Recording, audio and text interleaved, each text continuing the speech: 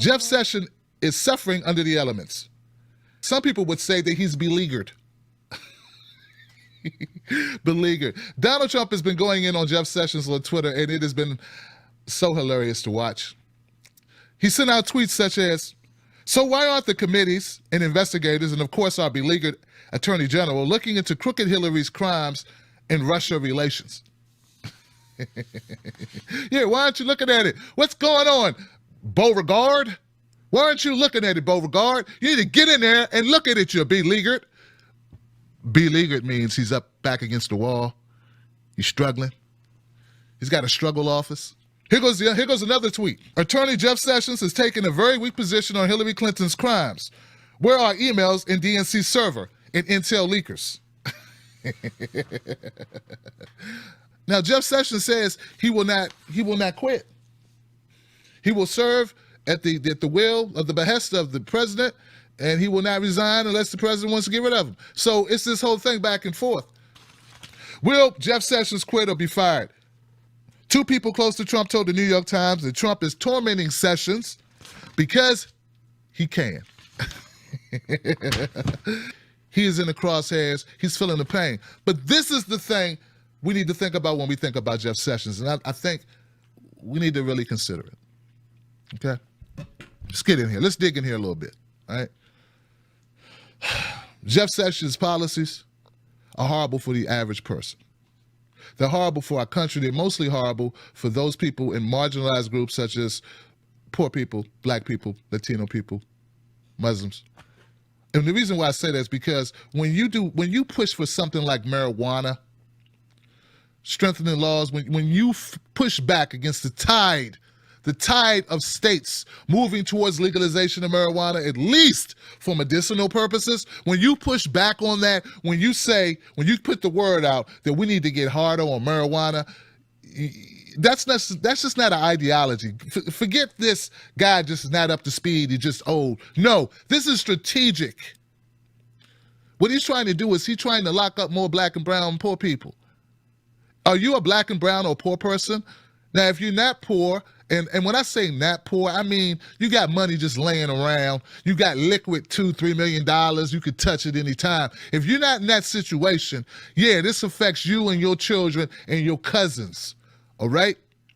So Jeff Sessions, him pushing that marijuana, pushing to keep marijuana illegal is a problem. The other thing about Jeff Sessions I think we need to address is the civil asset forfeiture. Civil asset forfeiture ain't nothing but robbery. Now, under Eric Holder, we scaled back certain measures in the civil asset forfeiture. We didn't get rid of it, but we scaled it back. Do you know that more, I think it was 2014, 2015, they did this study, more possessions, more stuff has been taken from American citizens by police than by burglars. Let that sink in. There's been less people losing shit because they got robbed, they came home and all their stuff was gone, than the police actually using civil asset forfeiture to take stuff. Whenever you give an entity power to take people's stuff, to take people's vehicles, take people's money, take people's whatever, with impunity. Did you know you don't have to be convicted of anything and you still don't get your stuff back in most cases? Do you know you don't even have to be charged with anything? But let's dig a little bit further. Firing Jeff Sessions, though I want it so bad. I want to see this guy go. I want to see Jeff Sessions gone tomorrow or today, this moment. If right now, H.A. Goodman and Nico House hit me up, or Bullshit Man hit me up, or Hard Bastard hit me up, and I got a message and they said, Jeff Sessions got fired, I'd be just like this. And I'd just jump up, clap, do the Running Man or something, some old dance you're not supposed to do ever in front of people. Why you standing there, man? But all of that I want, all of that I would clap for and be full of glee and joy, would not overcome the fact that what we're probably going to get after Jeff Sessions is something much worse than Jeff Sessions, which would be none other than Rudy Giuliani. And Rudy Giuliani is just like Jeff Sessions, but he's bolder. Maybe because his name's Rudy and it's not Beauregard. He's the champion of stop and frisk as if stop and frisk was a great thing, as if it actually helped. When statistics show that it did not, and that 9 out of 10 of the people stopped in 2011 weren't arrested or even given summonses. So we know for a fact that stop and frisk didn't work. That's Giuliani's brainchild. That's his thing. That is Giuliani's jam. You want that guy being your attorney general? He's blatant. So while I focus on Jeff Sessions, while I dig into Jeff Sessions at every turn on everything that he does that I disagree with, while I laugh at tweets that Trump needles him, right? I am not delusional into believing that the problems that we face are new problems, that they existed only under Jeff Sessions. Did you know there's a new study? Young black men are serving the longest of increasingly longer prison sentences. Listen, although criminal justice reforms has gotten a lot of airtime, ooh, I'm going to dance for the camera. I'm going to talk for the camera. This looks good. With some victories and dribs and drabs, a recent study found that the average amount of time served behind bars rose by about 5 years. Wait for it. Between 2000 and 2014.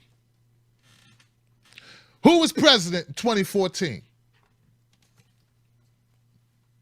Oh, Tim, you can't bring that up. That's providing context. I want you to use context when it's me, but never use context in your reporting. No.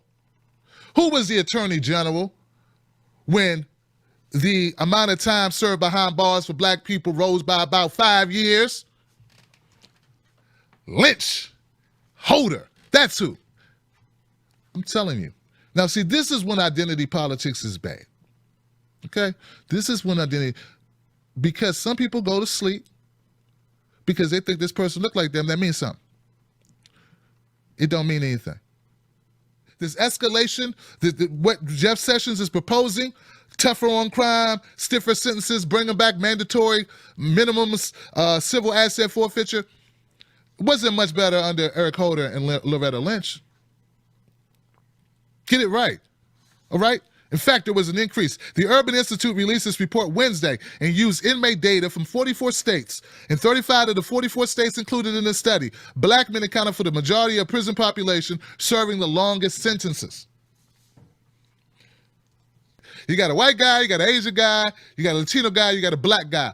All these guys got caught doing the same thing, and they all have identical records. Black guy gets the longest sentence. That ain't identity politics. That's just keeping it real. That's just the data. Identity politics is thinking Loretta Lynch and Eric Holder were much better than Jeff Sessions, and they were not much better than Jeff Sessions. And I know it's early in the game, but when I look at this, forget what he said, forget that, forget he's short, forget the Beauregard name.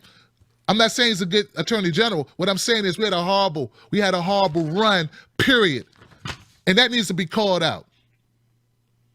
Now, all of that being said, I'm not a supporter of Jeff Sessions at all. And I would clap and I would play loud music if he were to be gone tomorrow. But I would also cringe.